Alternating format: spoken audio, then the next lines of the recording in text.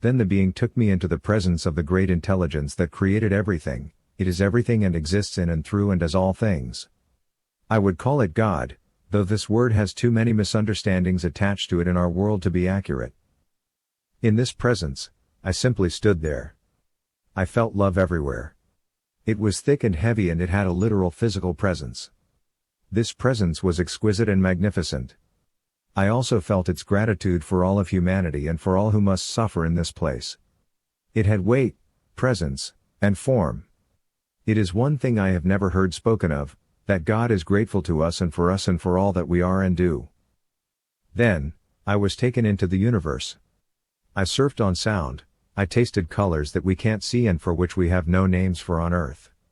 I experienced the fullness of the songs that the planets sing to each other and the laughter of the stars.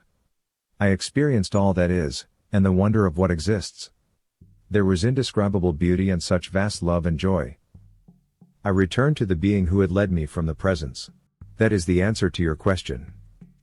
I understood that everything that we do here on earth, all that we are, all that we experience, allows creation to exist.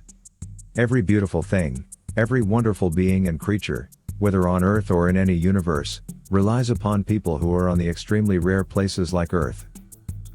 The great intelligence, God, is a paradox. It is completely loving and fully unlimited. Which by the definition of paradox, means it is impossible? It cannot be limited only to love, it cannot be limited to only being unlimited, or it is not unlimited. Earth is a place where the unlimited becomes limited, where the singular becomes many. Here, it can know community and loneliness. It can know heartache and hope. It can know all which an unlimited being of pure love cannot. It can conceive and perceive evil, which in truth it cannot do this either. To solve the paradox, it must experience helplessness and limitation and all as it is real. In this place, it is also real. So what is free will? Free will is the option to come here to help solve the paradox of God. To be all that we are not, so that everything wondrous and joyful may continue to exist. So that love itself may continue to exist. So that the unlimited is not limited to being only unlimited.